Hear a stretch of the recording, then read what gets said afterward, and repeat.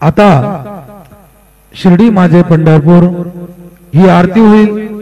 आरती नंतर दर्शनास प्रारंभ होईल। अब शिर्डी माझे पंढरपुर यह आरती होगी। आरती के बाद दर्शन कतार शुरू होगी। श्री सच्चिदानंद सद्गुरु साईनाथ महाराज की जय। हरि ओम।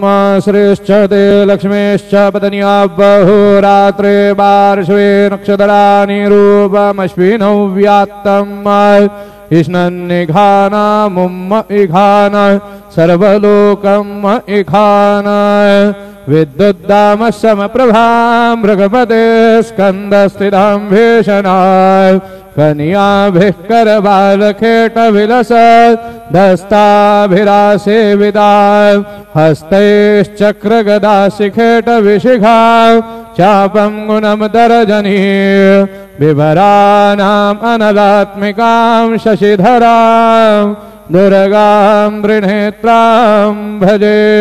ऐषधखण्ड विखण्डित तुण्ड निषुण्डित मुण्ड गजाधिपते रिपुगज गण्ड विदारण चण्ड पराक्रम शुण्ड मृगाधिपते निज भुज दण्ड निपातित मुण्ड निपातित मण्ड भटाधिपते जय जय हे महिषासुरमर्दिनि रम्यकपर्दिनि शैलसुते गुरुर्ब्रह्मा गुरुर्विष्णु गुरुर्देवो महेश्वरा गुरु साक्षात् परब्रह्म तस्मै श्री गुरवे नमः।